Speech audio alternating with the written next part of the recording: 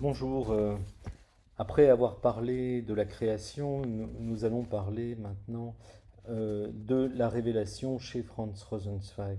La création, c'est le passé, et la révélation, c'est le présent. C'est ce présent absolument essentiel de l'amour de Dieu qui se révèle à l'âme.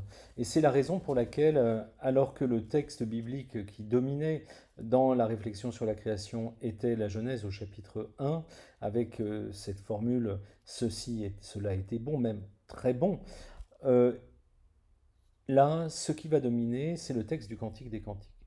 C'est-à-dire une révélation même de l'amour.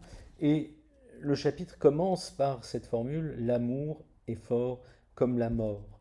La mort, c'est le sceau même de la condition humaine.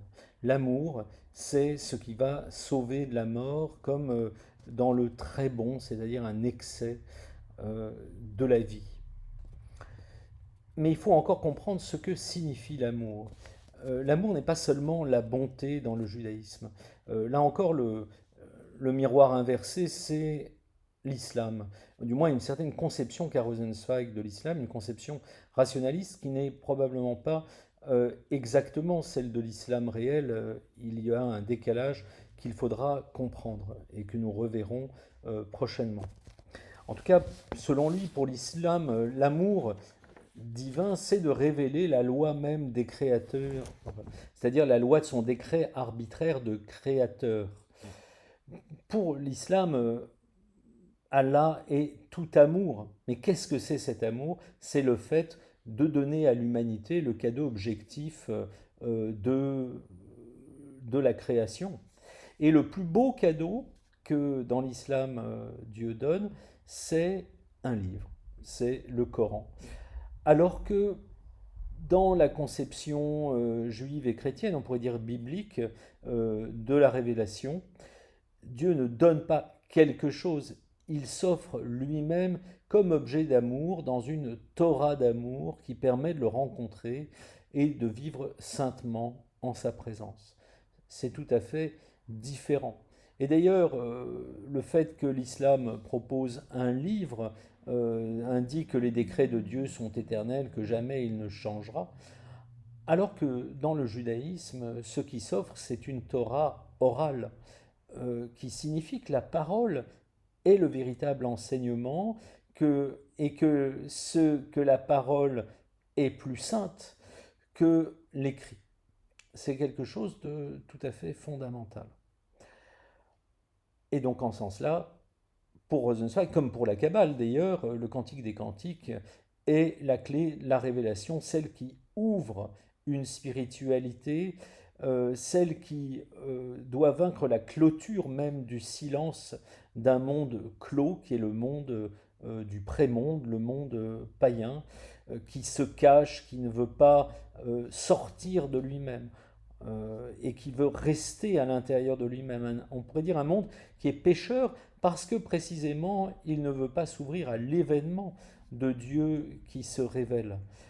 Et là encore, c'est une déduction philosophique qui fait dire ça. Si l'autre s'adresse à moi comme pur amour, alors la clôture apparaît comme le péché par excellence et le mal par excellence. Et de fait, dans le Cantique des Cantiques, il est question de cette bien-aimée cachée dans le rocher, et c'est là que Dieu va devoir la rejoindre. De sorte que l'amour, la réponse à l'amour apparaît comme la reconnaissance même de cette clôture, et donc comme un péché. Faire l'aveu du péché, c'est dire je t'aime. C'est la première parole par laquelle d'ailleurs l'âme reçoit la paix de Dieu. C'est un aveu, c'est une confession, on pourrait dire.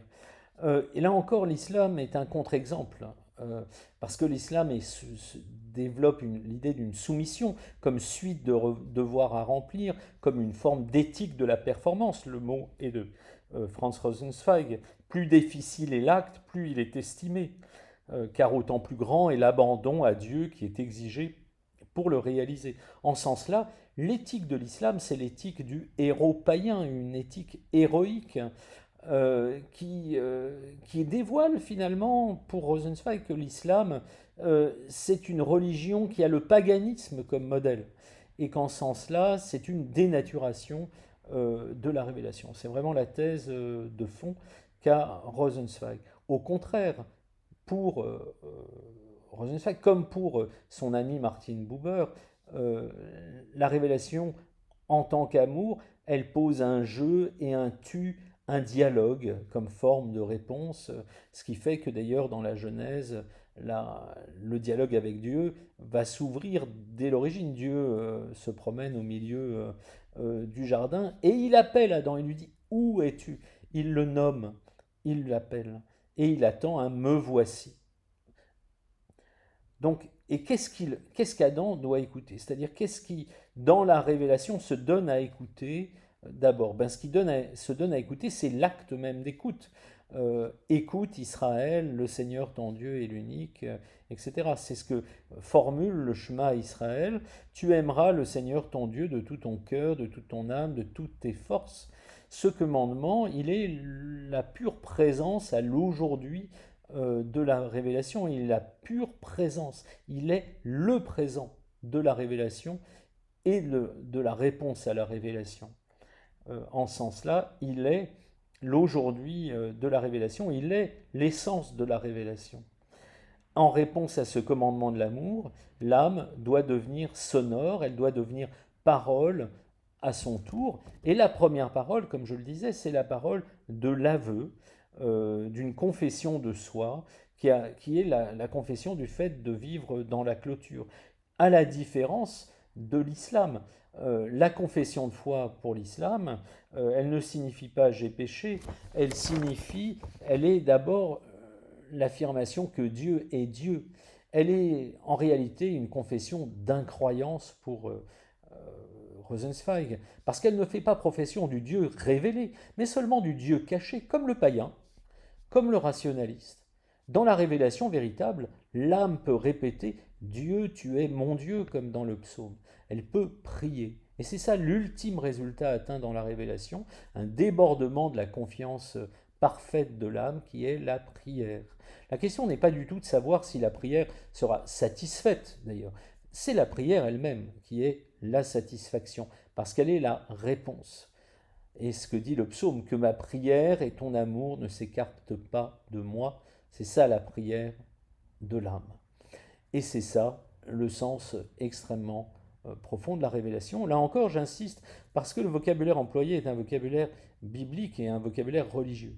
Mais la déduction qui est faite sur la base de ce qu'ouvre la culture religieuse n'est pas une déduction théologique, c'est une déduction philosophique qui part de l'idée de l'engagement de Dieu, de cet autre qui parle au monde et qui parle à l'homme, et la manière, quelle est la logique de cette réponse. Nous verrons au travers de la rédemption quelle est la logique de l'avenir.